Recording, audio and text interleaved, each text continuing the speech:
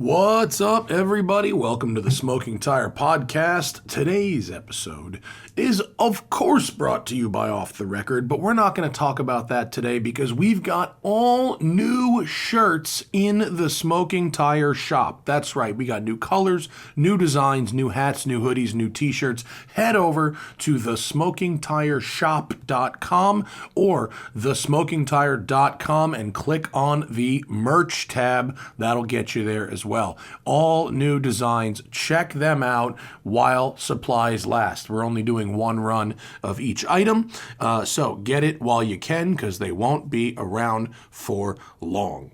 All right, folks, let's get her done. It's a cruise show. I drove the Lamborghini Revuelto all week, and Zach had to go as well. We also drove a modified Nissan Z. Unfortunately, it didn't go so good. I have an update from Toyota about the suspension situation with the GR Corolla, and boy, do we have a lot of great topics to cover thanks to our patrons over at patreon.com/The Smoking Tire Podcast. If you want to ask questions for the show, that's where you do it. And let's get started right now.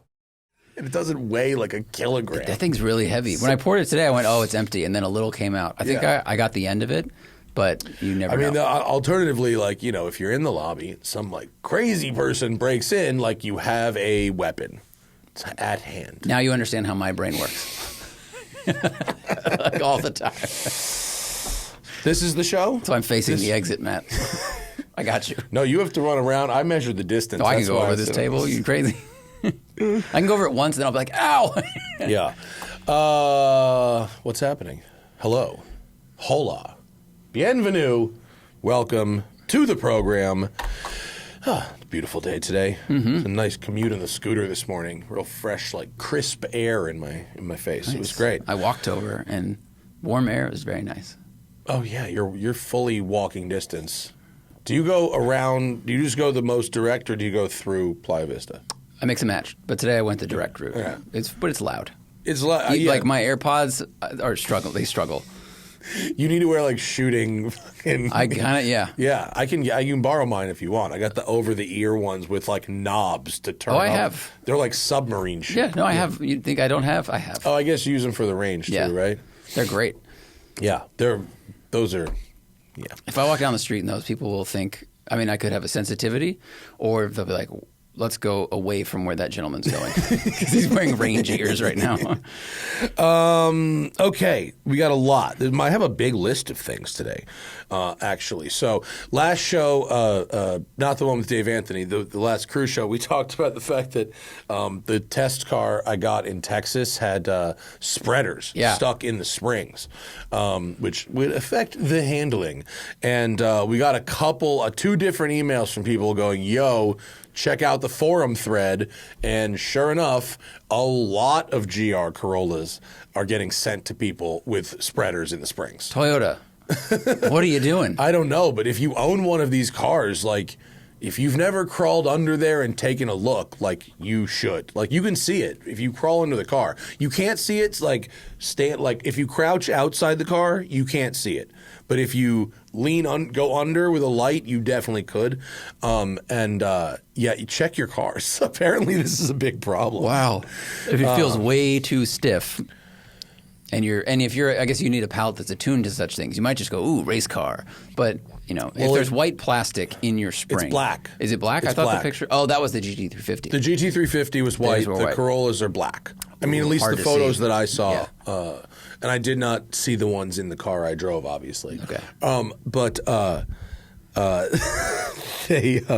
That will drastically affect how your car drives. It really makes me question the possibility that the Morizo GR that we had for Performance Car of the Year, which really, really, really beat me up, and I did not like it, might have had potentially an issue. Well, other people on the test liked it, though, right? Well, I don't think I mean, I think anyone could have rightly criticized the ride of that car. Okay. On the track, it was fabulous. I mean, there was on smooth pavement, you wouldn't really know, but on the on the road, it was rough. And then when we drove the one here that was like the circuit edition, I was like, oh, good, this is the one. This one rides good. So I'm trying to find a percentage. I'm trying to find what percentage stiffer the springs are on Maurizio versus regular. Because if it was like 4% and the ride was way stiffer, then the packing thing might have been in there. I mean, maybe, but also, we're talking about a car that I drove 3 years ago. So to analyze it too much now, it's like I couldn't tell you what it was like. We can spend 20 minutes on this. If this was a filler day, yeah, we could. Okay. But it does make me think about it. And that car, the Maurizio, was supposed to be stiffer. I don't know exactly how much, but it was too. It also doesn't have a back seat. Like that's not a regular person does not buy a $57,000 hatchback with no back seat, no rear speakers, rear windows that don't work. Like who is? That's for like some hardcore, guy who bought like 7 of them. Never seen one in the wild. I wonder who in the line from this car is on a container to being loaned out or sold at dealership. Like who in the line is in charge of removing those packing peanuts as they were, like from the springs? It's got to be just part of the regular PDR process. I mean, you pull off the windshield things, pull out. You don't need a tool to take them out. You just reach in there and pull it out. Amazing. But it's also amazing that... Well, wait. I say that. I'm not sure you don't need any tools to take them out. Yeah. I don't think you do. It is literally... It looks like a squeeze grip thing. Like a stress grip thing that has just shoved in there? Yeah. So I've never tried to take one out. It doesn't look like you needed tools, but you certainly don't need any kind of like expertise to take it out. Okay. I'm just curious, like whose list is that on, and then who is skipping it? Because we've got a friend who had a GT350 that had it in there, an Alfa, and now Toyota's had them. So like, this is why checklists, like with airplane pilots, are important, because you can't forget if you just check it off the list. Yeah. I'm surprised it doesn't have like my... I mean, granted, my Porsche was like a CPO, but it did have a physical checklist. It was like 300 things. So, granted, I have to take their word for it, don't I? For like a lot of springs. them. Yeah. Check the springs yourself if you have a Corolla. Should we talk about Revuelto, or should we talk about the Z? What do you want to do? Let's talk about Revuelto. Okay. Yeah, let's do that. $682,000. The Lamborghini Revuelto, which was the Road and Track Performance Car of the Year. As I say in the video, which is forthcoming, I actually had it second. Me and Jethro had the 750S first with this second. Everyone else had this. You chose them. We ranked choice. Right. Ranked choice. I want to make sure it didn't sound like you received them. Yes. Ranked choice. But I mean, this is actually like a great car. They've done such an amazing job with like the hybrid integration and the ride and the handling, and like this is the first V12 Lamborghini that I ever would actually take to a track day, like for fun. It's stupid fast. It's 1,000 horsepower. It's heavy, but all Lamborghinis are heavy. You don't buy a Lamborghini, any Lamborghini, if you care about weight in a serious way. Weight is for McLarens. But weight saving. The difference, because I agree with you, is that this is the first V12 Lamborghini I've ever driven. Granted, I've only driven like 4, but this one felt lighter than it was because of the clever electric motors directing the front and the rear steer. I mean, this felt like, I don't know, a 3,500-pound car, but it was so fun and easy to drive in the canyon. I was absolutely shocked at how quickly I went, oh, okay, it's just going to do this. Yeah. I understand what it's going to do. There's no weird things you have to learn about this car, and it gave me like total confidence, even with the crazy power and the speed at which the number in the middle of the dashboard increases, Matt Farah. Yeah. Holy shit. Yeah. But what a fun thing to drive. Yeah. And electric motors do a great job of supplementing high-strung engines like naturally aspirated V12s. When you integrate them in the right way, you have an engine that is much more streetable, and also torque is being filled between the gears, and I mean all the things that we know electric motors do now. It's just so much smoother and more in control at the same time than the Aventador. You've got that sort of magic turn-in that you can do with the motor, the front motors, and then it pays off in all those other ways, like so much more room in the car. Our client just brought back this morning. You can see it on my Instagram. It's in the background of the shot I posted this morning. Our very good client here at the store has, you should refresh that, has an Aventador and pulled it in this morning. And I sat in it and oh my God, it's like getting back into like a car that's just like made for different sized people. Because you have that huge tunnel in the middle for the differentials to go forward to the front wheels. Yeah, you no longer have a front mechanical powertrain, which frees up so much room in the cabin. It's a much more spacious thing, better for touring and all that. And you don't have to plug it in. You can. It has a not CCS. Oh, the J. It has the J177. Your home like level 2 charger. And you could use that as a battery tender, but it never needs to be plugged in. Well, it's got a nuclear power plant on board. Yeah, I mean, it charges so quickly. Right, it can charge itself fully in I think it was 12 minutes from idling. So even if you fully, if you run the Bonsai Nürburgring lap. If you ran one more Nürburgring lap as a 50% speed, cool down, whatever, it would be full to run another flyer. So it never gets depleted enough to run out of front motor, which is important, right? For some reason, I have no idea why this is, McLaren in the Artura, you can drive the battery to zero. And you'll never lose reverse because it's an electric reverse motor too. But you will lose like torque fill in the gearbox and any power assist. It allows you to do that. And once it does it, you have to manually put the car back into sport mode or plug it in at home. Which is very, very strange. The E-Ray, the Revuelto, other hybrid cars will stop it before it gets to zero, particularly, the ones that use a front, like the E-Ray with a front motor. But it's weird that McLaren will let you run the battery to zero because the gearbox feels like it's broken. Oh, because you lose the fill. When you lose torque fill, it's back to like a regular gearbox, it's still a good gearbox, but you don't know what you had until it was gone. But I guess the good thing is that you don't lose like the front steering magic. It is interesting though that it will run it to zero and then not automatically kick on to start replenishing the battery. I mean, maybe they go, okay, well, some people don't want the additional drag on the track or something like that. Yeah. And they let you choose your own adventure. Yeah. Whereas other companies have gone, we'll just start recharging it as soon as it's down to zero. It's strange. With the Corvette one, it gets to like 15% or whatever, and it'll stay there. And because they want to maintain that steering consistency, I guess. Yeah. So that's kind of the difference we're seeing that Lamborghini and NSX before that and E-Ray, they have this front motors. They're going after the magic steering. Yeah. And McLaren, even with their new W1 hypercar, it's all rear. It's all rear drive. Like all the electricity, everything, all the power goes to the rear wheels only. I guess maybe their theory is if you are trying to set some kind of a fast lap, you might want it to go to zero and have that battery to use.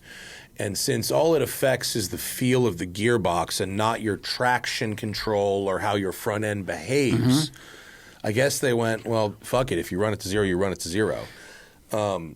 Which is a weird choice, but I guess it's not a safety, based one.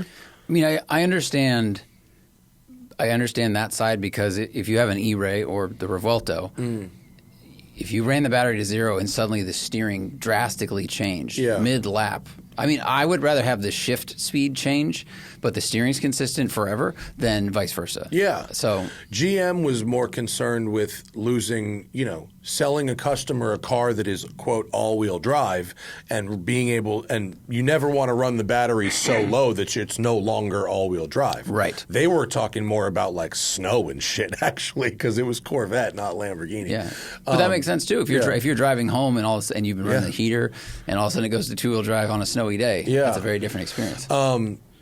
With the Revuelto, unless you are on a track running a flyer, you cannot run the battery down. In the canyon, you can't use enough power that it won't offset it with braking and stuff.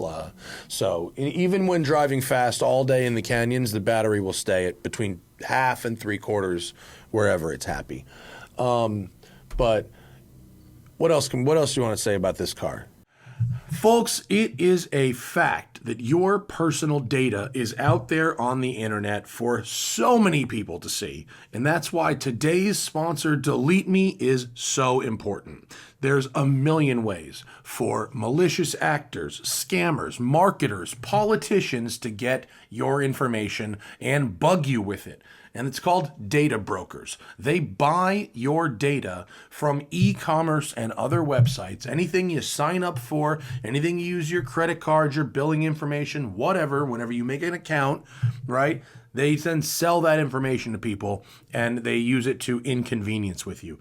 Inconvenience you with it, right? It could be surveillance capitalism. It could be robocalls, spam texts, emails, you name it. You hate it all. Everyone hates it. This is universal. But Delete Me is awesome. It's a subscription service that removes your personal information from hundreds of data broker websites. I made an account. It took a few minutes because you have to provide them the information that you want deleted, right? Your previous phone numbers and addresses, your current information, stuff about your family, stuff about your friends, your job, etc., right? And then you submit all that stuff, and then you don't hear from Delete Me for like a couple of days. But then you get an email that says, like, here's all this stuff that they found. And for me, it was like 1,100 instances of information, right? But then it keeps going. They continue to send you regular personalized privacy reports showing what they found, where they found it, what they removed. Sometimes you have to approve the removal or submit an extra thing to get it removed. So it's not just a one-time service. Delete Me is always working for you, constantly monitoring and removing personal information that you don't want on the internet. It is great. So you can do it too. Take control of your data, keep your private life private by signing up for Delete Me now at a special discount for our listeners. Today, you can get 20% off your Delete Me plan when you go to joindeleteme.com/tire and then use promo code TIRE at checkout. The only way to get 20% off is to go to joindeleteme.com/tire and enter code TIRE at checkout. That's joindeleteme.com/tire and then code TIRE. Thank you to Delete Me for sponsoring today's program. And now back to the show. The worth the money is a dangerous statement because obviously that's very relative and difficult at these times. But I was just very impressed with how fun it was because I've never driven a large Lambo that was fun. They always felt serious and exciting, but it was never something I really wanted to take to the canyons because they always felt as wide as they were, if not wider. This is a rare instance where it does feel like it shrinks because you have such the cohesive programming of all of those systems. They all work so well because we've driven cars where they don't work perfectly. I mean, this thing feels lighter than SF90. It drives lighter than SF90, even though they have similar characteristics. Yeah. It's just really incredible how much they got right. It's it feels lighter than a GTR. I was just shocked because when we were going up to film it, I went, all right, big Lamborghini. I haven't really been that into them. They look cool. They're a statement. And then I started driving it for 3 turns, and I went, oh, shit, this is amazing. It's really rad. The way that the chassis sort of turns, a series of corners into this beautiful flow is really nice. Just the steering ratio, the size of the car, and everything is really nicely aligned. And because it's hybrid into NA, it's a shitload of power. But it is very linear. It's not like a surge that wants to spin the tires. So even if you're hitting the throttle really, really hard, it's still pretty stuck. It doesn't want to loop out. If you should not be turning off traction control on the road in this car. On the track, I did multiple second and third gear slides in this car, which was not something I would ever even consider really trying. I tried to do one in the SVJ. I didn't like what happened. I never tried again. So this was the first one where it was like, oh shit, I can actually do that. And I did a couple nice ones that end up in the video. But it reminds me of the Roof CTR in that way, where you walk up to it and you go, this is so expensive and it's so powerful. Oh my God, I'm kind of intimidated. And then you start driving and you go, oh, it actually is going to talk to me the way I want to be talked to, and listen the way I want to be listened, and then you just feel comfortable in it. It's amazing. But at the other end, it's also the most streetable ever. With the hybrid, when you're using you have electric mode, it's like 5-6 miles. What it's really for is not waking up your family at 5 o'clock in the morning when you go for a drive. What's nice is you can wake up someone else's family. And if you don't like your neighbors, you can creep out of your house, go a couple houses up the road, sort of back up to the guy you don't want, and then click it from high EV into Strata, and it'll cold start a fucking 6.5 liter V12 right at this dude's house, and they will hear you. So that's a treat. I won't say I abused that, but and so once the engine's on, it's on. So it's not like start-stoppy all the time, which in a V12 sucks. So it doesn't do that. It is not fuel efficient, but nobody cares. It's a performance hybrid with just enough E-range to make your neighbors either not hate you or hate you more, depending on your desired end goal. But just when driving around the street, it is also the first Lamborghini sports car that I have ever driven for any period of time in automatic mode, which is a huge deal for me and Lamborghini. I would never put an Aventador in automatic mode ever. I would only occasionally do it in a Huracan for short bits of really bad traffic. Now, is that because there's torque fill here, but is that also because the programming is better and the transmission? It was just, in urban driving, it was just so smooth. Whatever it did, it had plenty of torque. It just, the programming of the talking to of the systems was so good that it just never even really occurred to me to want to drive it in manual mode in the city, really. I drove it on automatic a bunch, and it was just way better at that. So, if you have one of these, if you can afford one of these things, and you don't daily drive it or close to it, they have gone so far to make it so easy. It costs you nothing to daily drive this car. Mm-hmm. And if someone brags about daily driving it, you're a loser because it's easy. They've made it easy. The ride is better than most luxury cars. It's really nice. But, asterisk, after we filmed, went home, and Hannah and I were going to meet Johnny Lieberman and Sergio and their significant others for dinner. And of course, we were going to take the Revuelto for dinner. We go to get in it to go to dinner. We get a mile from the house, and the dash lights up but it doesn't light up like lights all at once. It lights up in a literally never-ending series of pop-up warnings. Just ding, bing, bing. And at first it's a couple, 2 or 3, and they're it's ADAS shit. Sensor fail, whatever, emergency braking. And I'm Hannah's what's that? And I'm I don't know, one of the cameras must be dirty from filming. I don't know. But it's just ding, dismiss, ding, dismiss, ding. By the 25th one, and it's it goes, no ABS. By the next one is no this. I go, all right, Han, so we pull over. And I go, let me restart the car. Right, it's having an aneurysm. This happens sometimes, we'll restart the car. So I pull over to the side of the road, and you do the off and open door, lock, unlock, blah, blah, blah. Electronic door release fail. So the doors do not open. Okay. Fortunately, I did not panic.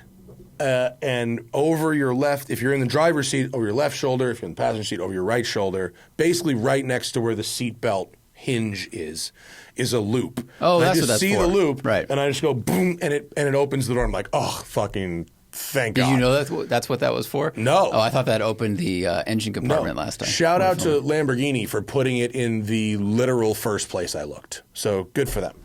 And because I needed it. So I open the door, I turn off the car, I turn the car back on, the warnings come back on, and I go, Hannah, we're taking the car home. We're taking the Taycan to dinner. So we did. I left it the next morning. The shipper guy was coming to collect it, and when they started it, it seemed fine. So, they're complicated things, and when the stuff all works together, I mean, it's amazing. It transforms a big Lamborghini into something it honestly never was. But I put 400 miles on it, no problem, and then it had a little bit of a meltdown. Needed a rest. And needed a rest. Wow. Yeah. Yikes. So I mean, that's just, and I don't know. I don't know if that's reflective of a bigger problem, but that's the honest truth about our experience. But like in terms of being worth what they're asking for it, I don't understand. It's like hard to say that.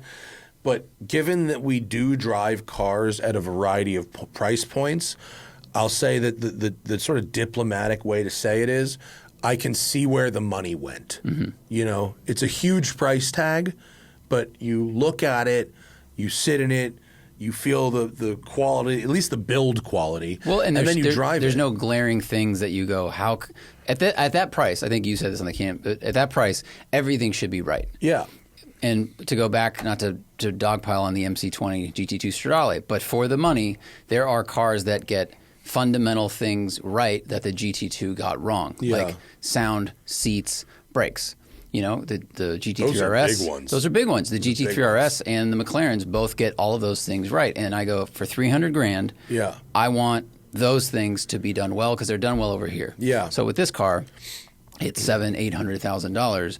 There's not that much competition at that price point, but you go, well, everything better be great because I'm spending all the money. Yeah. And with the technology we have now, you can have everything. So this kind of sets the bar maybe at that price point, or at least meets other cars at that level. I don't know. It really demonstrates to me the effectiveness of hybrids with an NAV12, and I think Lambo's going to double. They're doubling down on that because the Huracan replacement is doing the same thing with a V8 that revs even higher. Yeah, I think it goes. Awesome. I think it goes to 11. Yeah, it's supposed to go to 11. I think it goes this to goes 11. to 9,500. Yeah, and it's a good time up there. Yeah, you don't need to go to 9,500. You really start making power in the fours. Yeah, but you should. Well, no, you should. Can, right? Yeah, of course you should. I know what you mean. There's power below that. Yeah, which is good. You can go very, very fast shifting at 6 or 7. Mm-hmm. You're flying. I don't know if people were giving me looks because it's so low with such a low curtain that I can't see anybody. Yeah. It's a little hard to see out of. You can see cars, but you can't see the people in the cars. Right. You can see the badge of the car next to you. And also, they added a lot of space in the interior, but they didn't add a cup holder. I can't believe I'm saying that. But I drive with beverages all the goddamn time. There's 2 trays. There's a tray under the main screen that's good for your phone and your keys. And then there's a tray behind what the armrest is. And I don't know why that tray isn't a cup holder. Maybe there's an optional cup holder. Maybe some genius needs to 3D print and make something awesome, like an AI design. But I can't believe I'm driving fuck you. I drive with coffee all the time in every car I own. I mean, maybe there's not enough space below that tray. Maybe there's stuff right up against that wall. I don't know. You got to be a solution to that. That's because it's such a it's everything else about it is like this is I if I was so rich, if I'm fucking oligarch, that's my daily. And with the roof rack, like the Swedish guys in their skis. Bruce Wayne, he drove the uncomfortable one in the city. So imagine this. Yeah. Yeah, it needs if it's going to be a car that you want to spend this much time in, which that's where they're at now. Yeah. Cup holder. Yeah. Yeah. But yeah, if you got one of these, you got to drive it because man, it's such a nice. I'd do 1,000 miles in that. I wouldn't even think about it. It'd be great. Such a nice thing to use. And actually, like the CarPlay and shit was straight. McLaren is still. I cannot believe that McLaren is winning the UI game right now. They figured it out. How crazy is that? Well, it took them a while. To be fair, because it was pretty bad in the beginning. But like. When you're driving in a canyon, the McLaren's UI is the easiest of all the high-end brands. I can't believe we're saying that, but that is the truth. Yeah. Hot damn. The video, I imagine the drive-bys do they sound really good when I did the drive-bys? Yeah. I mean, I could hear, when you were driving it, I could hear it. It carries. Yeah, it does. And I mean, just think about this. Normally, when Lambo comes out with an all-new model, the first design is like the cleanest, sort of classiest looking, right? Mm-hmm. But it's often the least refined in terms of how they work. And the path's like there's a graph of like, tasteful body style. Function gets more refined, aesthetics get less refined. Right. So they've nailed the aesthetics, but they've also to me, pretty much nailed the function. It's a very high starting point. So just imagine what an SV or SVJ version of this could be. Is pretty crazy to think about.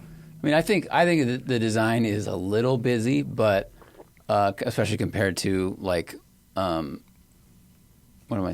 Aventador, which I mean at the time was very angular, but this has a lot more going on. It's also what Lamborghini's kind of known for. I mean, they're selling you a fighter jet that looks like a fighter jet. So yeah, I don't think it's as pretty as the Aventador. I think the Aventador is a prettier car. I mean, these design elements carry over from I think Huracan Evo, right? Like these side lights. But yeah, to your point though, and the like Cyan and Centenario and stuff like that. But when they start adding stuff for SVJ, I mean, what's it going to have? It'll have a big wing, but what else will be on there? It's just like instead of the nose coming down and then dropping straight down at the front in front of the badge, just the draw a line down the front of the bonnet until you get to the ground. It's just you make it like a full doorstop land speed car. Yeah. Think Greenwood Corvette. Oh yeah. Kind of era. It's not my favorite Lambo aesthetically, but it drives so well, I don't give a fuck what it looks like. Yeah. It's great. And it unmistakably looks like a Lamborghini. It looks hypercar. Yeah. You don't pull up and the Emira punches above its weight. I think this does as well, even though it is expensive. It's very, very, very good. Shout out to him. Video coming soon. Do you want to talk about the Z? Yeah, let's talk about the Z. So we went up the hill with two cars. The Lamborghini, and Zach got this Nissan Z. It's a Z1 600R. Can you decode that name, please? Well, it has 600 horsepower. So so it's not Newton meters of torque. No, but I have their graph. The wheel torque is 562. Okay. At 4,300. Pop-ups. Sorry, folks. Yeah, so this is from a company, and I'm filming the video on Monday, so I haven't written the script, so I have not done a ton of homework on it. I've driven it for 5 days. So Z1 Motorsports is a big company in Georgia, and this is like a package deal they're selling. It's Nissan 400 based, obviously. The one I have is a manual, and it has a lot of parts on it. Like this is not just like a downpipe and a tune. I mean, they have there's bushing, suspension, brakes, subframe collars, differential brakes, adjustable toe traction arms, forged new upper control arms, sway bars, feel suspension coilovers. Although I think the one I have, the sheet says, I'm reading off of their site, but the one I have says S1 coilovers. But if they're built by Feel, that's good. Maybe S1 is the model. Maybe. The model of... Except here it says R Pro, so maybe they've changed it. It's got bigger turbos. It's got catback, ECU, all that stuff, updated cooling, et cetera, diff. This is a lot of parts. This is a lot of parts. Basically, what I'm trying to say is that this is not just like a lowered car with a big power number. So that made me think, all right, this is going to drive great. This is really well thought out. And with all of these parts, we're going to the canyons. This should be amazing because my car, with all the carbon setup stuff, has a lot of the similar parts in terms of control arms and all these things. And I like the way my car handles. But this car has a lot of question marks. Like it is imperfect or worse in a surprising number of places. Yeah. I didn't drive it a lot. I drove it for about 15 minutes in the canyons. And I have to say I did not like it at all. I've driven the Nismo a lot. Right. We were on the launch. I drove for Performance Car of the Year last year. Unfortunately, the Nismo only comes in automatic, which is a bummer. But everything else about it is objectively good. And it just rides, handles, and steers so much better than this car. Additionally, this car has upgraded bigger turbos, which I suppose does make a higher number at the top end. But I think it feels slower than a regular Z below 5,000 RPM. So I remember we talked about that. And then last night I took it to get groceries on the 90, and the air was cool. And I'll say at top of third, you go, I think this is 600 horsepower. I believe it. But I just think it's a narrower power. Well, band. Yeah. I mean, looking at their graph here, power starts really kicking in at 3,800.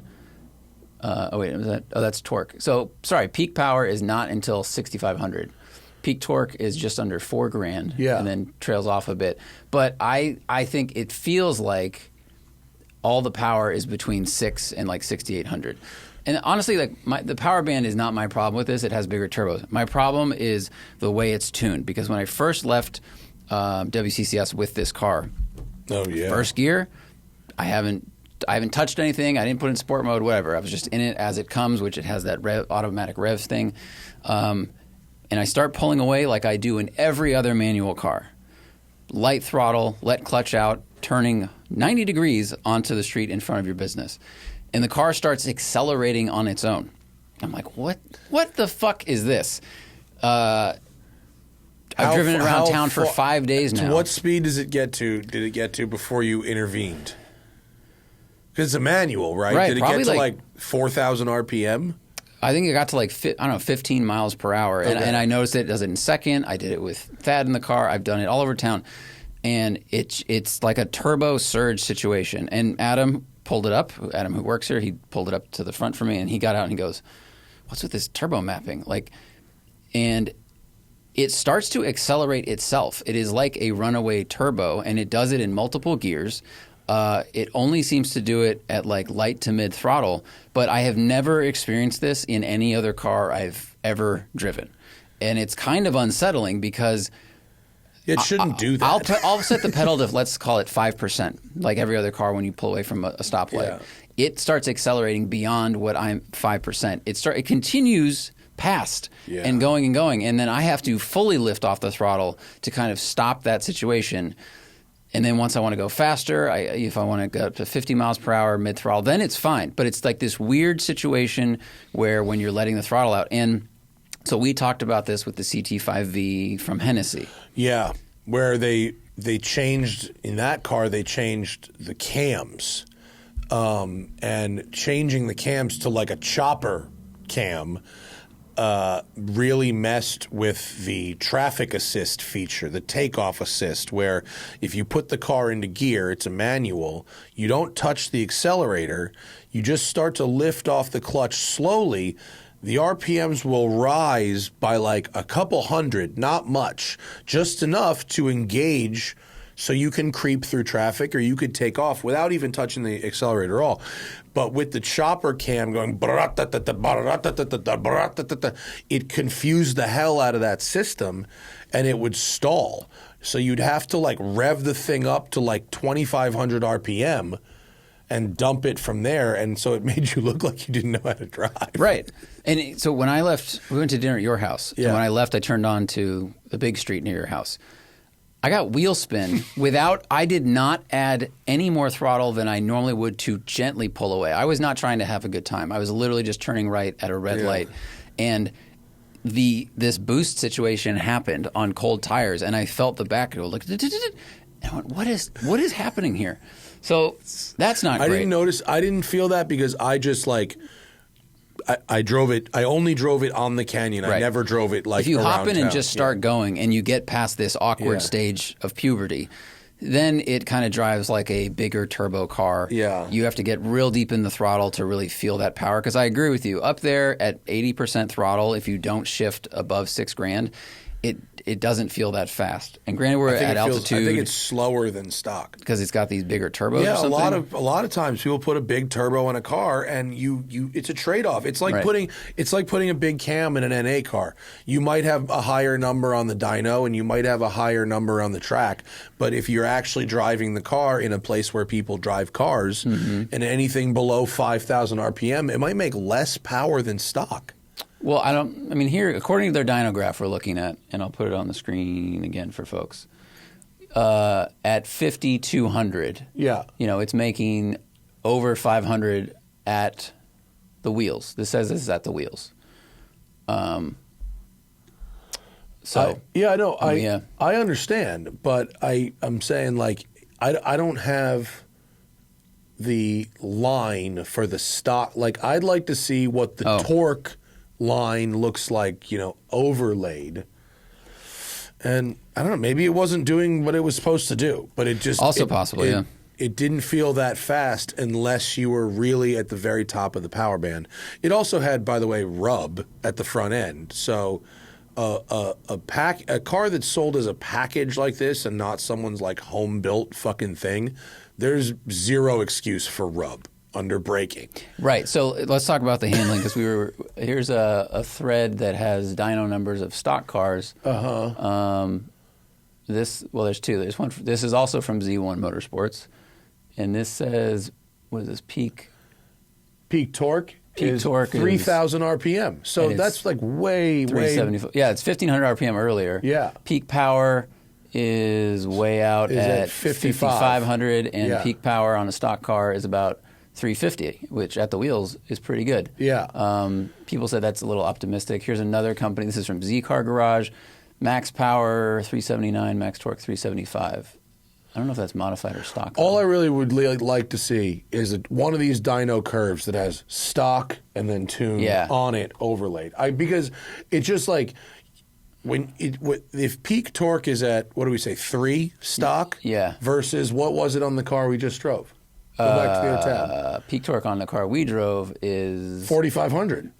Yeah. Yeah. 562, 4,300. So that's a big difference. Sure. And peak power is at 6,700 on this car, and it was at 5,500. So it's just, I'm not saying it's a bad thing to have a big turbo car. I'm just saying that every modification comes with a bit of a compromise. Sure, of course. And so if you're not planning on having your engine above 5,000 RPM for most of the time, a big turbo upgrade is probably not something you want to be doing, because your car will probably feel faster just optimizing whatever you can do with the standard size turbos, or even getting a better turbo, like this, whatever the Z turbo is. I don't know what it is. I'm not a genius of turbos, but there's probably a better, more powerful, more efficient turbo of the same size that would give you a similar to stock power band, but just up.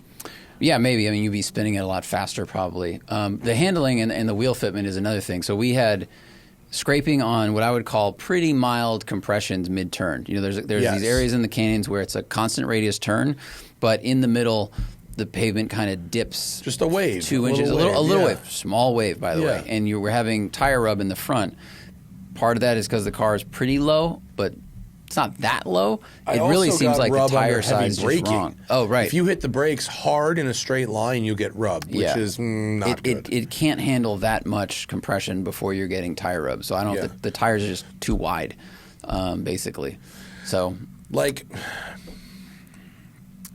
there's probably fine-tuning to be done that can fix a bunch of this stuff. So as a collection of parts, like, okay, but it needs work. Right. Definitely needs work.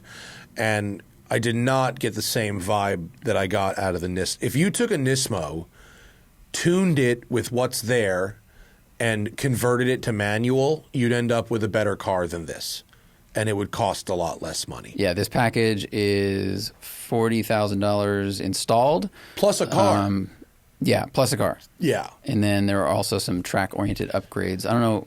So I'm looking at their webpage right now because I left my computer at home, and that has the little press thing on it. But either way, a lot of parts, but there's definitely some fine-tuning that needs to be done on these parts. So, and maybe narrower tires in the front. Yeah. Like they look good, but I think they're just too big. Rub is unacceptable. Yeah. You can't be like selling a packaged product that results in rub. Yeah. And like, sorry, like, you just can't. And for that kind of money, you're talking about a $50,000 car with now you're at 90 grand. Mm-hmm. At 65 grand, I think it's 67,000 for a Nismo. You could convert that to manual for less money. You think? Yes. I'd hope so. I don't know. It has to be possible. I'm not a tech, so I don't want to speak out of for less than $40,000. You probably can. For less, I It's the same guarantee engine, you, for less than $40,000, you could have a running, functional, manual Nismo Z, with all the steering and the handling, and it would just be a better driving car. The last two Nismo Zs, the 350 and the 370, sucked. They sucked. Not this one. This one's great. It just isn't stick. Mm-hmm. Just fix that. Get a better car. Yeah. It's a shame. It's a good looking car. I Yeah. will say that. So No, but like AI design, I've brought them up twice now. Shout out to them. But like somebody who's good at things could fucking make that work. It's not. It's using factory surely shit. Nissan's coming out with a manual Nismo, right? I don't know, man. I guess that was 2 years ago, right? That launch. You think they would have announced it by now? Let's see. Yeah. I don't know why they. I mean, I don't think they're selling a lot of Zs. I don't think Nissan has the resources to federalize a manual one. Yeah, that's a good point. Yeah. Okay. No news about a future Nismo manual yet. Yeah. Matt, I think it's optimum time to fucking bribe a Nissan engineer to get you to build that themselves. Right. Like, somebody needs a side hustle right about now, I think. Oh, man. Someone says Revuelto does have an optional cup holder. It's $1,000. Of course it is. Cool. All right, cool. Well, that solves that. I'm glad it does exist. I hope it goes there. I'm not sure. It'd be funny if it's like the clip-on, like an if NSX it's some thing. like bullshit, like wart-like thing. Do we want to keep going? You pulled up questions. Oh no, Is there time for questions? I'm not. I just didn't have anything else to show on the screen. Oh, I have. Let's see. We got. I did a day in San Francisco the other day, and it was my favorite thing. Vespa to the airport. Where do you park it? Dude, you don't have to pay at the airport garages if you have a motorcycle. So I parked the Vespa 100 feet from the door to the terminal. From leaving my fucking driveway to the Delta Lounge, 18 minutes. I parked it for free. You just drive right around the gate. Wow. Right up front, right against the crosswalk is your motorcycle parking. Another guy was pulling in right as I was there. He was on a BMW GS. He had a whole system because he had the boxes. Right. And he turned that into a duffel bag to fly somewhere. Smart. And like Just lock your helmet up. Me? Yeah. Yeah, my helmet fits in my little cargo yeah. box. My motorcycle jacket fits underneath the seat. Lock that bitch up, Damn. backpack right through. That's great. And then when you get back, you don't have to worry about getting the Uber and taking the bus and all that stuff. Just drive right around the thing, and it dumps you out on the secret exit too, the middle exit by the USO. Oh yeah. That is luxurious. That's pretty great. Oh, it's the best. What if you could park a trike there, and then No, you could 'cause have you like a can- trunk? because you can't to drive around the boom. Oh, right. It has to be something small. Got it. Yeah, Okay. yeah. So what's It's like, okay, it's not like you're not supposed to pay. It's understood. Like the boom is short enough for motorcycles to go by. So do you think you could like bungee cord the camera case to your back seat? Is there any way you could get to the airport with the camera case? For like a press launch? If the camera case was in the back seat, I couldn't wear the backpack I also need. But you could put that in the cargo box. I can't right? I can only put my backpack in the cargo box if it's not full. The cargo box isn't big enough for a full. I have to kind of like a little bit. All right. Yeah. It's only for day trips or maybe an overnight, unfortunately. Yeah, there isn't. Maybe if I got one of those old school, the frack, the front rack, that's like where you vertical. put flowers and things. Yeah, but there's one that folds down and can hold a suitcase. Really? Yeah. And but it goes at your feet or it goes on? No, on the front, on the bow. That'll make bow the rider. balance interesting. Bad. And I'll tell you what, I had a pretty heavy load of groceries the other night in the back of the cargo box. Ooh. It fucked the steering all kinds up. I had to inch forward. Right, because the weight balance. Yeah, you got old 911 I must have looked stuff. like an absolute idiot, fucking like crunched over my handlebar. It's wheelie mode. Huh? Yeah. It's really out there on the stern. But yeah, man, Vespa to the airport, that's fucking living. That's nice. Oh, it's the best. Okay, we can go to questions. If you want to ask us some stuffs, patreon.com/the Smoking Tire Podcast. Also, and in addition, get the show early, get the show live, get the show without ads. Support your friends Matt and Zach because the digital economy is going to come crashing down very soon, and we need you when the ads go away. And if there's enough of you, we will say no to advertising. I will. I don't know what the number is, but it's not as high as people think. But then we'd have to give the Patreon people something besides ad-free because... We just need more people that listen to the show to sign up for ad-free. We don't need a higher tier. But then would we not make a public show that's ad-free? Is that what you're saying?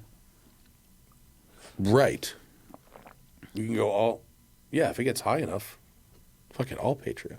No? But I think the car companies want more numbers. We've talked about this before. Yeah, that's true. Right. Yeah, that's true. Maybe if it's enough Patreon... Look, if we have 60,000 Patreon members... Yeah, that's what I'm saying. Sure. I would just eliminate advertising entirely. Oh, yeah. And give patrons something else. Right. Yeah. Totally private show. Yeah. It would be flipped. Like now there's like one pro driver show a month. There'd be one public show a month and 4 Patreon shows a month. Yeah. Flip it. Yeah. But like, we'll figure it out. We want to have, listen, this is all preparation for when this hits us in the face eventually. We're not going to have to make that choice. It'll be made for us. That's very true. It's just a question of how bad it's going to be. Yeah. That's all I'm saying. Just if you read Ed Zitron, you two will be showing nothing but the birthday of a certain person 24 hours a day. Yeah. Just constant celebration and clapping. They're just going to march in a square. Yeah, exactly. Anyway, patreon.com/the Smoking Tire Podcast if you want to see us stick around for a while. Frozen Dingleberry Metallic. Nicely done. As the man who used to move units, what car would drug dealer Matt drive if you were still in the game? Would it be flashy or fly under the radar? Also, did my parents find out or did I eventually tell them? Yeah, I was very dumb. Very dumb. The money trail doesn't lie. I stopped asking my parents for money. Which, when you're 20... Oh, man, the IRS flags that. It's a real giveaway. I had like I had like an allowance. I was a college kid. But I eventually... stopped asking for money. And your dad's too smart. They're all, don't you need money? No, I'm good. What do you mean? That is so funny. And you hadn't had that conversation preemptively in your brain to be like, I got a job, which they wouldn't believe. Fuck, that's funny. Yeah, that was bad. And that was dumb. Yeah. I know what you're doing. Okay. No, if you're moving units, you do not drive a flashy car. ever. That's a bad call. Even when I was moving units, I did know that, and I did not have any exterior modifications or anything. I drove a black Mercury Mountaineer, which it was a nice car at the time. I mean, but it was not something that you look at and go, there's a $10,000 stereo. A Mercury in there. is not flashy. No, ever. No, you do not. You don't drive flashy cars if you're moving units. It's got to be low key. What was the name of the guy in Breaking Bad who owned the chicken place? Oh yeah, Gus. He drove a silver Camry, right? Oh no, Volvo wagon. Volvo wagon. Yeah, right. Keep it suburban. Yeah, keep it low key. And if you're really moving units, if we're talking about, Transcon, then it's rental car, speed limit. Keep it low key. You're not one crime at a time, my friends. Rusty Roulette saw a Fox body convertible a while back with the classic trunk-mounted luggage rack. Wait, we were just talking about luggage racks. Yeah. What modern vehicle would bring back the rack? I think they look like shit on everything that was made before 1940. Yeah, it's not a. I don't have any car that I want an empty rack on, or that I want to put a suitcase just on the outside of. Also that. All the time. Theft is a problem. Yeah. I mean, roof rack is different because it's a little less accessible, I think, than rear luggage rack. Yeah. But even then, unless you use it a lot, you should take it off. Just for aero. Yeah, I mean it's a deck lid rack. Like, nah, looks like shit. Yeah, that's a no go. That's a no go. I didn't like it on the Fox body when I saw it as a kid. I didn't like it on anything. Yeah, what fucking package was that part of on the Fox body? I don't even remember. It was only available on a convertible, obviously. LX was it? No, I think that was on GTs. I think it was an edition. Maybe it was dealer installed or some shit. I don't know, but it does look terrible. You got to have that shit on. That's got to be on like an old car. If it's on something from the 40s, things that didn't have trunks. That's what you do. It's on the 40s because the trunk was a rumble seat. Yes, and your kids are in there, and you got to tie your belongings to the back while you flee the Dust Bowl. Yeah, no. I mean, any kind of modern car. It's if you're needed to bring a lot of luggage, ship sticks. They have not paid me to say that, but. When we went to Pebble Beach last year, shipped our luggage, never doing it any different than that. Oh, nice. Yeah. Ship sticks? It's for golf clubs, but they do regular luggage also. Got it. Okay, the name makes sense now. Yeah. When you're talking golf clubs, it really makes sense. Nobody wants to go through the airport with fucking golf clubs. Or skis. You can do with skis a lot, too. Yeah, your case is huge for that stuff. Jay Fritz, you have the chance to rip your favorite canyon road exactly once in a Spider RS with any passenger, dead or alive. You'll both have a sublime experience to remember forever. That's really funny. You assume that the person I want in the passenger seat is the person that would have a sublime experience going up the road with me as a passenger. Right. If you want to have a conversation with someone from history, they might not enjoy going 80 miles per hour past the yellow sign that says 55 or something. Scene. Abraham Lincoln awakes at 90 miles an hour in his Spider RS. What is this machine? The air intake is 4 inches from a gaping head wound. Pulling his brain into the intake.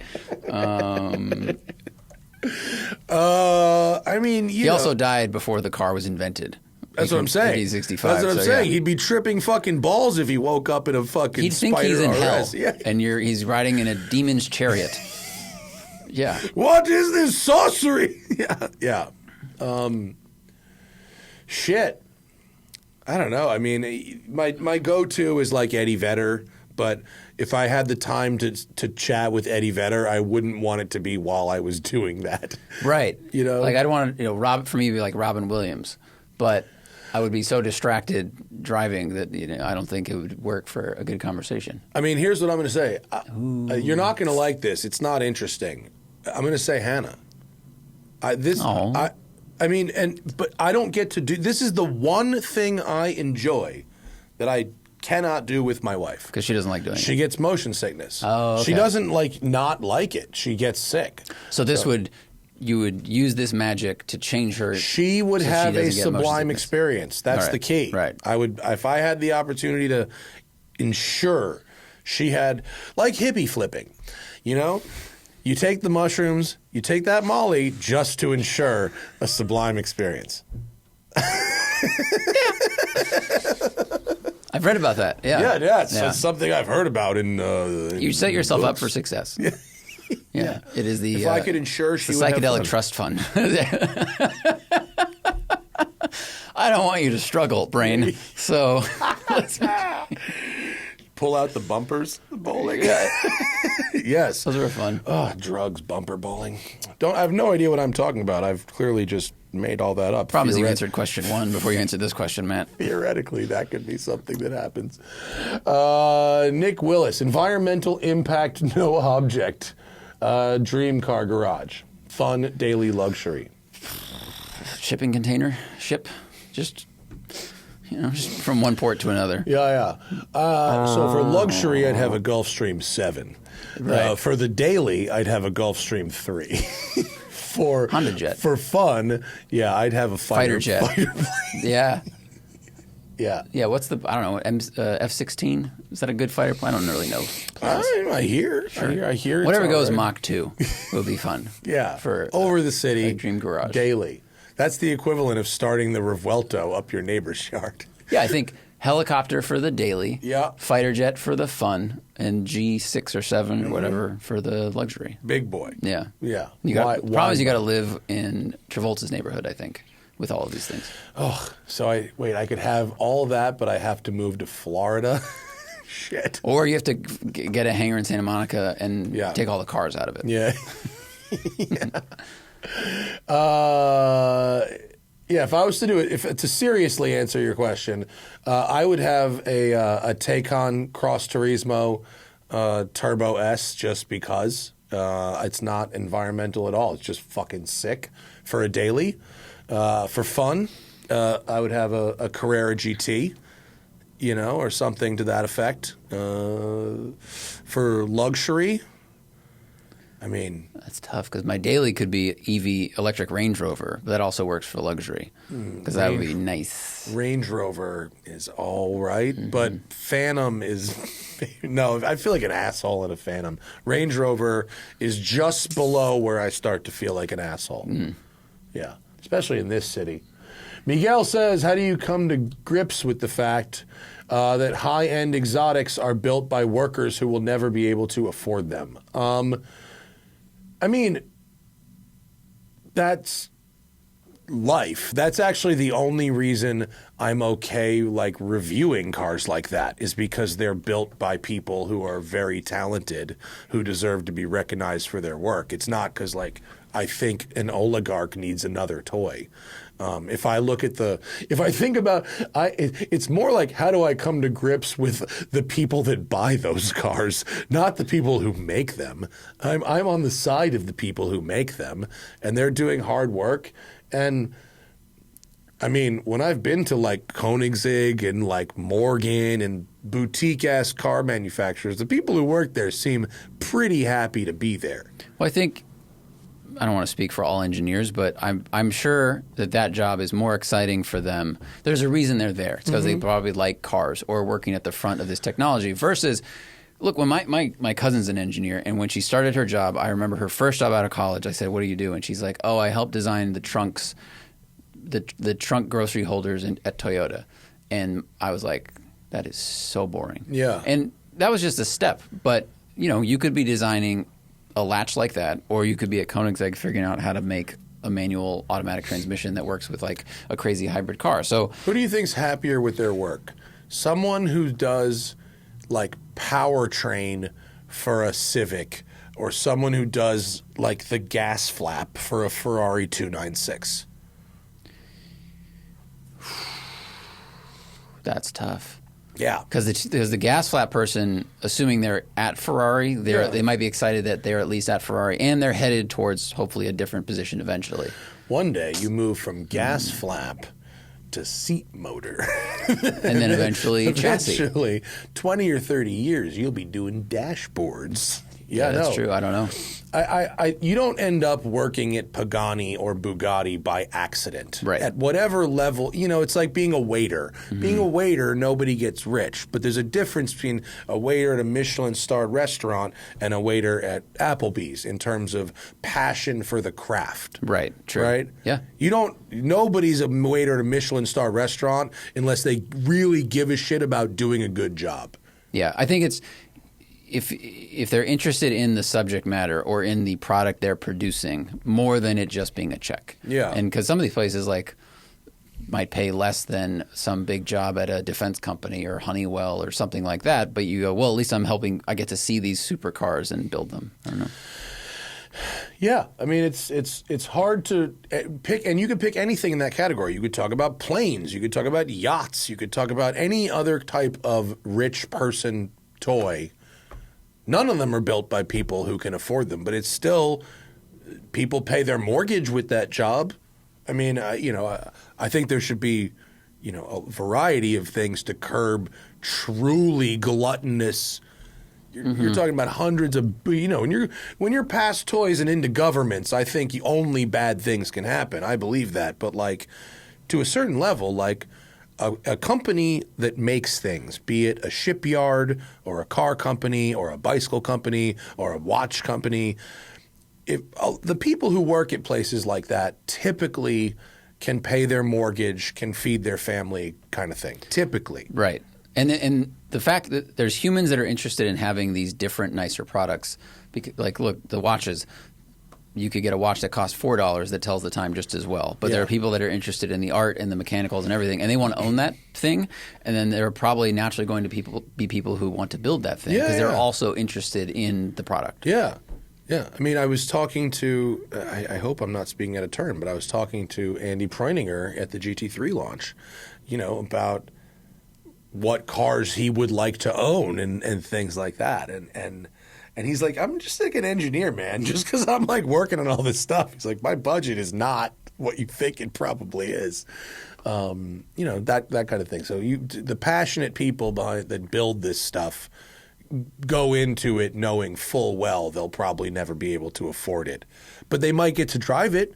They get to be around it. Mm-hmm. They get to be in that environment. My guys who work here, Adam parking cars, he's parking cars and washing cars and doing some administrative things, but it's not a glamorous job. It's a blue-collar job. But being able to do it in this environment makes him happy, and he's above the skill level of most valet parkers, if not all. He's at the very upper echelon of valet parking. He is so happy to be here. So, I decided to be a valet because I liked cars. Yeah. And it's a good job. And so it's well, if I'm going to do a job for X dollars, I don't want to be bored while doing it. Yeah. Christian says, where do Zenith watches fall in the hierarchy of watches? Grand Seiko level, Omega level, etc. Zenith is really known for some of their movements, but they do make great watches. They've never been as cool as a Rolex or as sort of working man's tool watch as an Omega. But if you go to a watch meetup or a place or whereas if you come over to my house for dinner and you're wearing a Zenith, I will know that we are in the same club, that we understand that is a watchmaker of note. They make very high quality products. Mr. Nailhead says, how does the mainstream high-end world of watches and timepieces view pocket watches? Yuck. I have my great-grandfather's Elgin pocket watch. Has a nice double clasp and still works fine. Don't know what to do with it. You have asked the right question, Mr. Nailhead. I know what to do with it. Vortic Watch Company out of Colorado. They are awesome, and they case pocket watches into wristwatches. How do you spell their name? Vortic. And they have some on their website, but they also have a program. I just saw Convert Your Watch. I think there it is on the top of the website.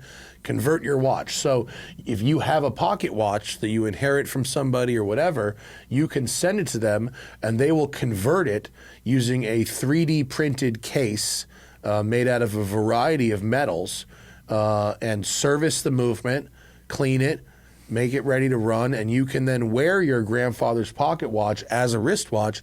And if you're concerned, it's a reversible process. So cool. That you keep the case, and if for some reason you ever wanted to go back, you could do it back. But I have one of their watches. I wear it every couple of months. It's big. It's really like a good summer statement piece, but it's fucking a cool thing to do, especially if you're in this kind of situation where you inherit a watch and you're like, this can sit in a drawer for 50 years, or like I could do something cool with it. So this is the cool thing. Otherwise, you're only wearing it when you wear a three-piece suit, right? Someone's wearing a pocket watch. Like if you roll up and you're wearing a pocket watch, it's like we're not friends. I think they're kind of cool. I would do it like once a year. No. But I get it. Like, you want to wear this more often, so put it on your wrist. Yeah. Hopefully you have big wrists. Yeah. If you have a small wrist, it may be a problem. You got to have a big wrist, otherwise it might be tough. 777A1A Cayman question. I might sell my Cayman S, but I'm waiting to see what the EV version status is on the Boxster Cayman for the next gen. Are Cayman prices going to go on the rise with the switch to EV? Should I hold it for a while longer? Not to be the bearer of bad news, your '07 Cayman will not be affected by the platform. The desire for your car will, if it grows up incrementally, the time it takes to do that, the cost of ownership in that time will outweigh it goes up. If you are done with your car as a car, sell your car. It is almost never worth it to not sell your car, to hold out for more money, unless you're talking about it's a convertible in the dead of winter and you want to sell it in April. That I understand. That makes sense. But like, I'm going to see what the market does in a year. Like, there's not why all of a sudden, if they stop making new Caymans, would 20-year-old Caymans be worth enough money that it's not to mention the fact that Porsche has like openly said that there's probably going to be a gasoline box. Right, they're walking back their EV thing because of all the factors we all know about. So that means that you might not have the supply constriction this person thought there would be of the Cayman. That's what I'm saying. Anything less predictable than the seasons is not worth holding on to a car that you're done with. Okay? If you want to drive it, drive it. If you don't, get rid of it. Ryan says that I cross-shop the Taycan with Panamera e-hybrid. I'm concerned about both, but concerned about backseat space in the Taycan or unusable performance during E-mode in Panamera. Well, hang on a minute. Also curious about how I got to the warranty. All I see are 2+1. Okay, I'll take the last part first. The warranty I got to because there's 2 years of factory warranty, and then I got what's called the 2+1. So it's the 2+1 is 3 years of CPO warranty, and there was like a year and 7 months left of factory warranty. So that's how it starts after the factory warranty ends. So that's how I got. So if you've got a car that's out of warranty already or has very little factory left, you would only have a 3-year warranty. So that's how. I did not cross-shop a Panamera. Panamera Cross Turismo e-hybrid is an awesome car if you need to drive long distances, road trip, and put full-size adults in the back seat regularly. The Taycan Cross Turismo is better than the Taycan sedan in terms of rear headroom, but is not as roomy as a Panamera. So if you really do want to put adults in the back seat regularly, you want a Panamera. For me, the people in the back seat, very rare. We've had the car 2 months. Nobody's been in the back seat yet. So, and I want an electric car, but Panameras rule. Ms. Magnus, David P. Wilson wants to know what I think about Magnus Walker's watch collection, which is apparently up for sale. Are those all Magnuses? Does he have that many watches? Okay. Well, I didn't know he was doing a sale of watches. I know he's got a bunch of Porsche design stuff. I do like that Seiko Pogue. I don't need one. I already have one of those. Oh, yeah. He's got a bunch of Porsche design, a bunch of vintage Seiko. He definitely has the right hand for modeling those watches. Some Lejours. Looks like they all have sold. Yeah, sometimes you got to clear out the old. So that's it. All sold out. 9.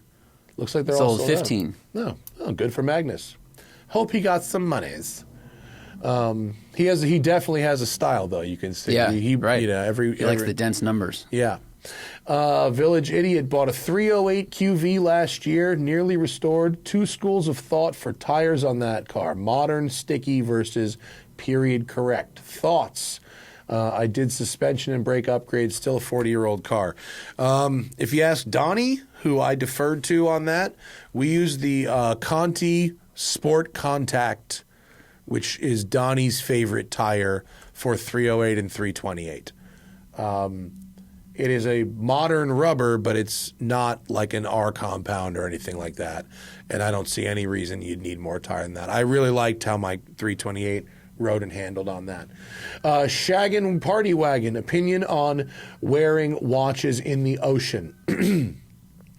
Just bought my dad a James Cameron, and he will never take it or any significant watch near the water. I mean, I don't want to tell your dad how to live his life, but a James Cameron... A James Cameron, which for those who don't know is a special edition Rolex Deep Sea. Literally, it's called Deep Sea. And it is, as far as I know, the deepest watch. It's there. I mean, there's a version of the Deep Sea that's like so stupidly huge. It's like a comic. But the James Cameron, as far as like watches that regular people wear, is literally the deepest ocean-going watch money can buy. In order to test it, James Cameron, the movie director, literally strapped it to the outside of a submarine because it goes like 10 times deeper than the human body can withstand. The idea that you would have that and be afraid to wear it in the ocean is so silly. It's amazing. The only reason not to wear a watch in the ocean is if it has like a leather strap or non-waterproof strap. And if he doesn't have a screw-down crown, is risky. If it doesn't. This does, I'm sure. Dude, James Cameron has this patented mechanism. When you screw down the crown, it's like a fucking safe lock in there. Like it's like a connection, it's a totally I think it's 3 or 4 layers of This one? Yeah. What makes this one a James Cameron is the fade from blue to black. Got it. The regular Deep Sea is all black. That's very cool. Yeah. Yeah. I have the Deep Sea, the black one. It's thick.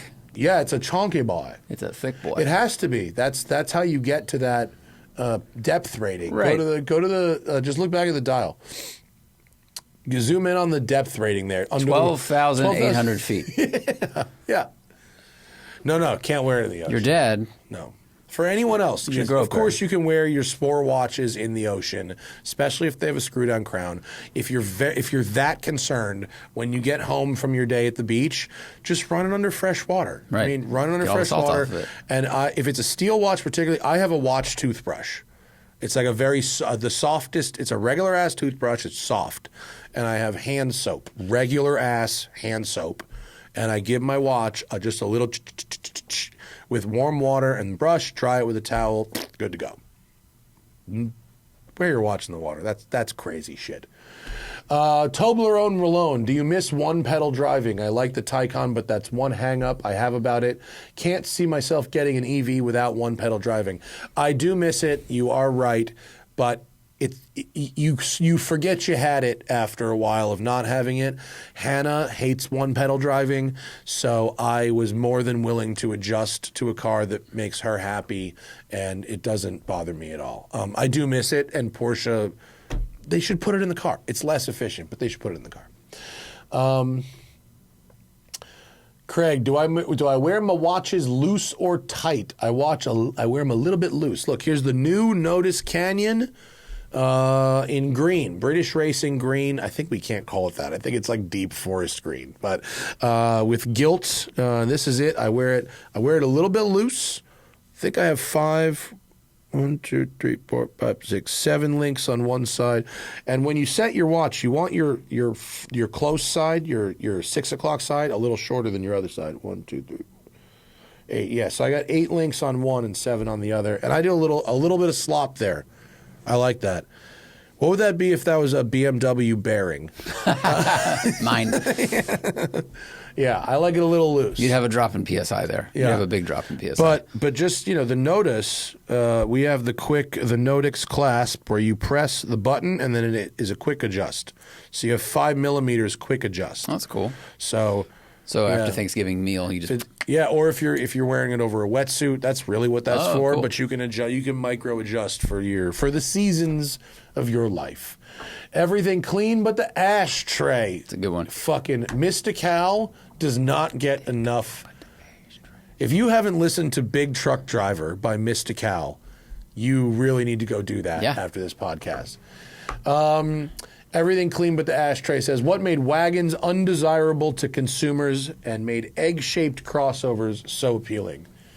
I mean, I think it was that most wagons in America were just not that cool. Yes. Moms drove them. They weren't cool. But I think that was a big contributing factor is they were popular for a while, and the children grew up with them and associate it with being their parents' car, which is inherently not cool. Yeah. And they wanted something different. And the generation after that did the same thing with minivans, which is how you ended up with everyone driving SUVs. Right. And egg-shaped crossovers, I think, are basically, for most people, they're easier to get in and out of because they're a little taller. They handle just as well. Most people do not notice the difference between the handling of a Jetta and a Tiguan. That's the same to most people. And a bigger car, to an American particularly, feels like you're literally getting more for your money. Right. It's more useful. Yeah. They think, or it has that ability to hold more stuff should they need to hold more stuff. Yeah. So it is, like, wagons were great practical vehicles, but you associate them with your parents, so it's not cool. So you go, I want to get something different. And someone says, well, what about this lifted wagon? And you go, ooh, yes, fresh idea. Yeah. Jack from Canada is driving a 2023 WRX. The lease is up in June, looking to get a Delica L400 to replace it. Will the off-road ability and JDM quirkiness make up from the fact that it's neither manual nor sporty, based in Vancouver, where there's lots of places to go off-roading? So the L400 is the roundy Delica. It's the one, I have an L300. I would say, at first when I read your question, I was like, oh no, you do not want to daily a Delica. But the L400 is actually totally fine to daily. It has much more power. I think it's like almost double the horsepower that my L300 has. Wow. It's much more like a regular van. It's not that weird. I mean, it's a cool looking van. I mean, I do like them. It's still short, right? The wheelbase? It's still a short wheelbase, yeah. But it's not cab over, right? So it drives, rides, handles much more just like a regular van of that period, which is not necessarily a bad thing. You could totally daily a nice one of these. I would try to spend the money on a nice one. Being in Canada, if you're in Vancouver, super lucky because Coombs Country Autos on Vancouver Island is the best place to get parts for Delicas. They are in Vancouver, this person. Yeah, so that's fantastic. I mean, they're cool. They're cool. I actually tried to convince Hannah at one point to trade her Delica in for an L400 because it's much more suitable for highway driving. And she just said, she was like, that's just a regular van though. It's not like weird like my van. Yeah. She's like, I don't care about highway. Like, this is like a thing. That's just like a regular 90s van. And she's right. But I do support L400 ownership. They are cool. Puts the right wheels on it, you know? Yeah. All right. Commander-in... dude, I'm going to skip over this one. Commander-in-Chief, I don't have anything remotely close to an answer for your question. I'm sorry. Oh,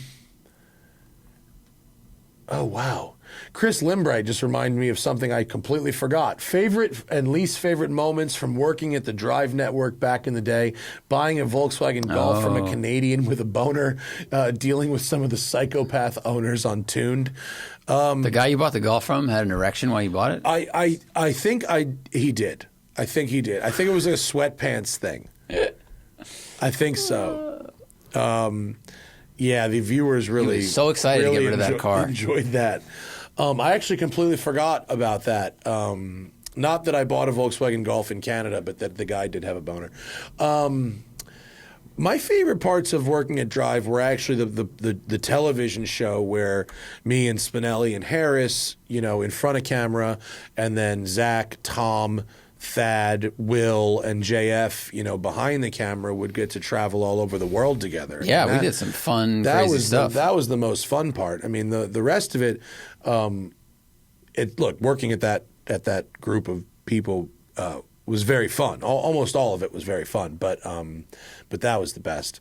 Some of the people in Tuned were a little, there was a lot. But some were great characters. The guy with E85 barrels, and because we show up to film his GTR and he's wearing a tracksuit, and he's like, "Hold on, I'm going to go change."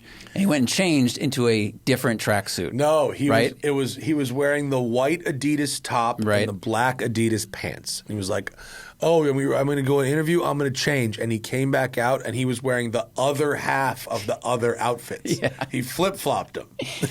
His formal wear. It was like a dinner jacket. That guy was awesome, actually. Some of these people were insane. It was really fun. I think my least favorite moment was actually...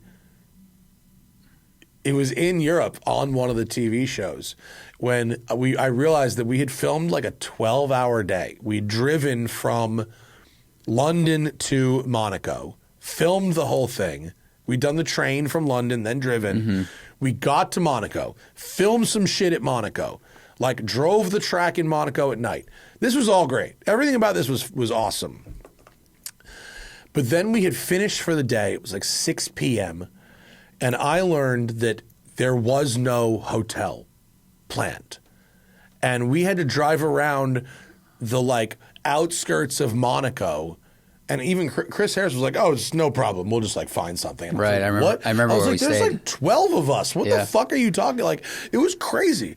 And we had to just drive around for 45 minutes. Well, we found a lodge restaurant. I remember this very clearly. And all the hotel rooms were above the restaurant. Yeah. And I remember my room was weird because it had bunk beds, but I was the only one in it. Yeah. And dinner, everyone got the same thing. I think we had Chris order, but it was a steak with fries and a side of foie gras. Yeah. But the side of foie gras that showed up was the size of a 6-ounce chicken breast. And we're like, are we supposed to eat this whole thing? This is aggressive. Yeah. Yeah. Which, ultimately we did find a hotel, but the panic of the uncertainty after a long, stressful day. A long filming day, you're in a foreign country with a huge group. Yeah.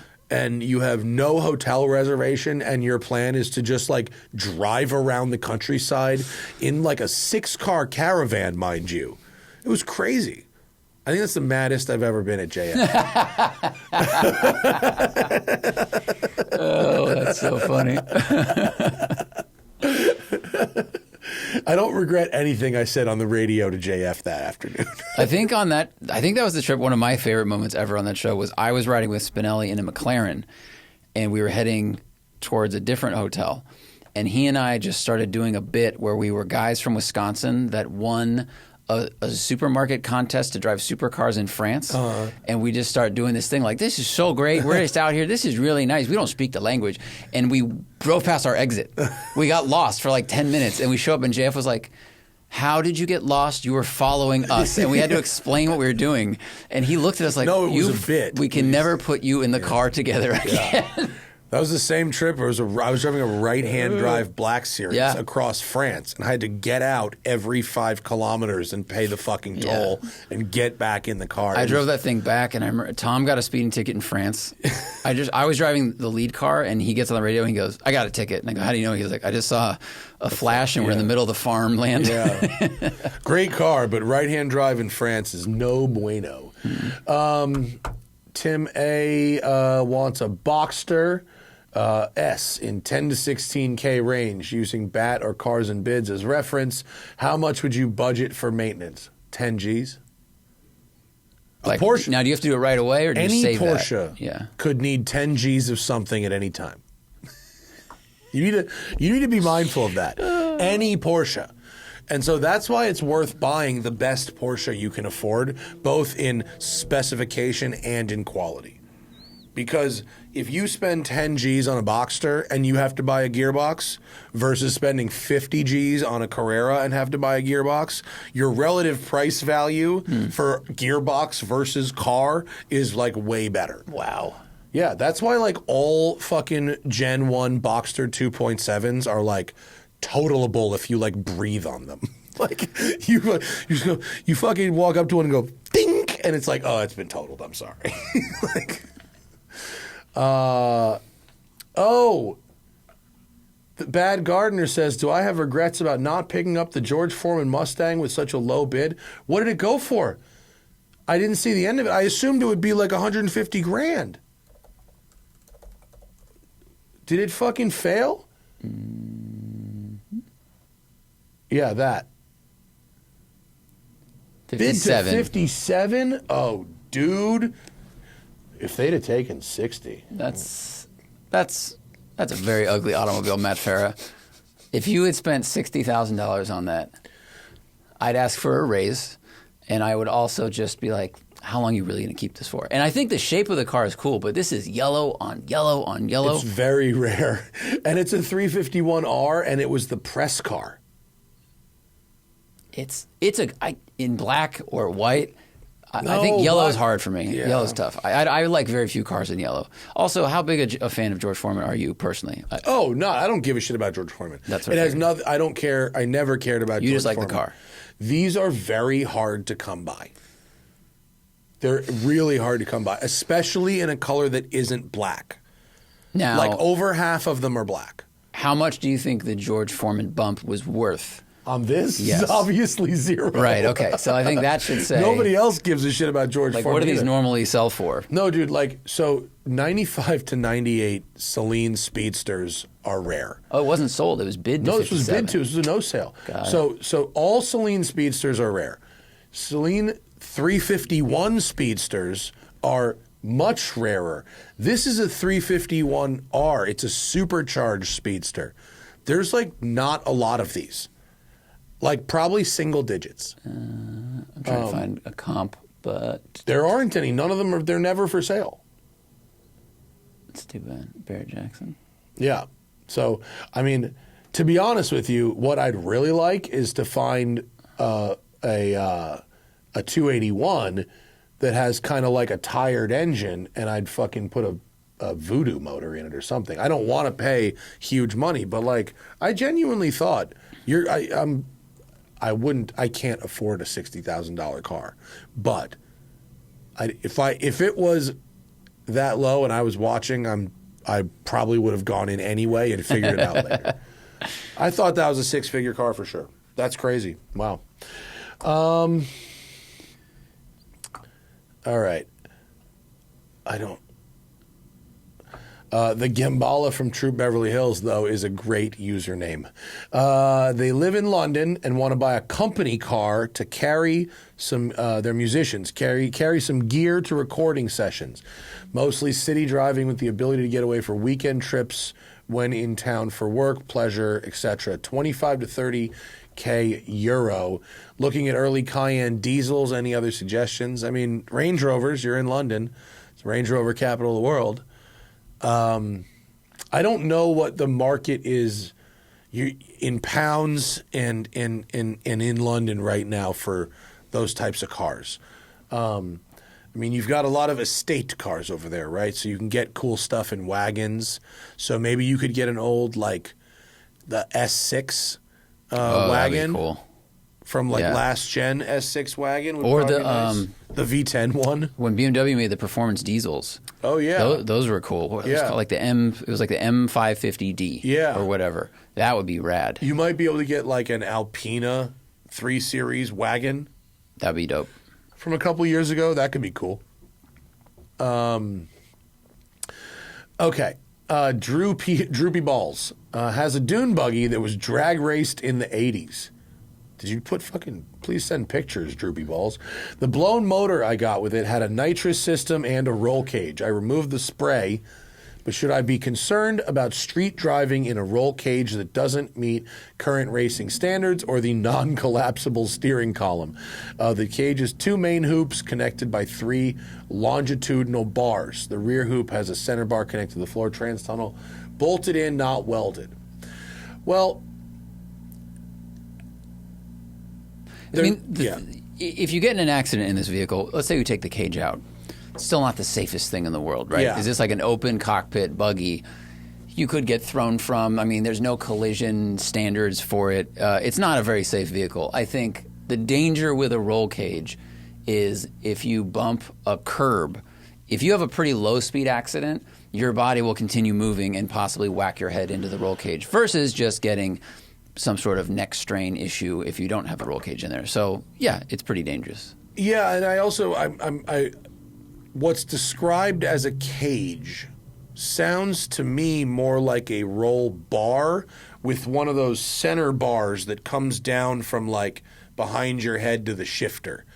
So like, I think if it was just a roll bar that's predominantly behind the driver, I think you're probably okay. As long as the car has a headrest, because our Cobra doesn't, and my brother cracked his head on the hoop when he crashed it. Yes. Oof. If the distance between your back and that hoop is too small, you can have a bad time. Yeah. But that center bar you may want to move out. Yeah. Marty McShy, in your personal opinion, which Volkswagen Golf is the best Golf? Hard not to say the Callaway Turbo. Oh, I was thinking generations. Oh, I was like, well, Mark 7. But which specific Golf? So GTI tough. Trek? No, I mean, I think the Golf R. I think it's an amazing vehicle. Like the first-gen Golf R, or second one. R32 Golf R? R32 Golf R is pretty good. That's pretty good. Pretty good. Yeah. Slow shifting and stuff like that. Once they figured the the R32 is a stick. Oh, right. Yeah. Good sound, really front end heavy. I think once they got the Golf R with the DCT, you had good weight balance. Yeah. Like it was a better overall performance vehicle. Plus, you could get some HPA shit on it and have a good time.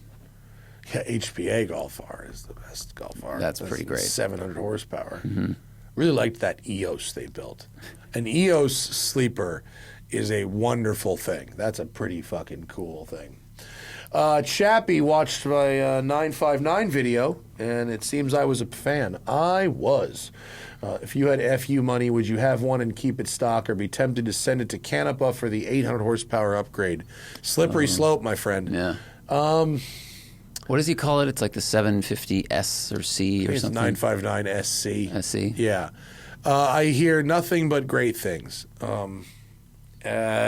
don't know. I don't. My dream Porsche isn't a 959. My dream Porsche is like, I mean, if not a Gunther or something like that, but like, in terms of like a factory car, like a 964 RS is a very, very real treat. No Carrera GT. Carrera GT also, but I meant dream like 911 based, thing. Yeah. All right. Perhaps this Tunehound says, why do lighter color leathers hold up less well than darker colors? I think a couple reasons. Well, one, it's like color from your pants and stuff transfers into the light colors, which makes them look dingy. Yeah, I think we have to clarify hold up. Like, visually, I totally agree. They get dyed, they look dirty, whereas black always hides that stuff. So then, if they're really dirty, they might need to be cleaned a lot more. So then you're suscepting them to more chemicals. So that could be a reason. In the case of like the white interior in the Countach in the 80s, they literally like bleached the leather. Wow. So the leather itself was much more dry and super brittle compromised than a more natural leather color. So that's partially why. Yeah, combination of those reasons. Okay, Mini Finney is building a garage and wants to do a project car. What would be a fun or rewarding project car for a suburban area for under $20K? Old STIs or E30s, MR2 turbos, NC Miatas, etc., etc. You don't want a car where the engine and stuff is inaccessible. Totally agree with that. If you're going to work on it yourself. If your budget's $20,000, I also wouldn't start with an E30 could be a cheap thing to get into, but I think finding a decent one for under 10, you can get a lot more car like for Miata. So if you want to do a Miata will allow you to buy the car and probably do any kind of mods you want because it's all within your budget. E30 is definitely a nicer thing to drive around and more spacious, and they're super cool. But modifying them and restoring them is more expensive. I mean, you might be GC able is to kinda get fun. a 944, honestly, a non-turbo 944 Porsche. Right. If you want to be slow and old, sure. Yeah. I mean, a lot of the other cars they're talking about are slow and old. So, like, That's fair. All right. Yeah. you could get, I mean, 240s. I mean, any of your muscle cars, your Mustangs, your Camaros. It sounds like this person has a pretty diverse taste. I mean, they're all like enthusiast cars, but there's mid-engine. We've got turbocharged all-wheel drive and rear-wheel drive. I don't think you can really choose a bad thing. It just depends on your budget and your mechanical Project acumen. car value for money, it's got to be Miata. It's Yeah. got to be Miata. I mean, the consumables are low. They're cheap to run. The aftermarket's huge. It's front engine. Everything's pretty accessible. You could work your way all the way up to having a race car if you wanted. Yeah. I'd probably just do that. Yeah. Problems have been solved already by other people. I would go Miata first, then E30, and then maybe an STI. But you're going to spend so much money to make 340 horsepower. Yeah. Well, that's our program, That's it. people. That is it. We'll have a pro driver show, of course, before the end of the month, too. So don't worry about that for our pro drivers on the Patreon getting their extra podcasts. Thank you, everybody, for listening. We appreciate you. We'll see you next time. Bye.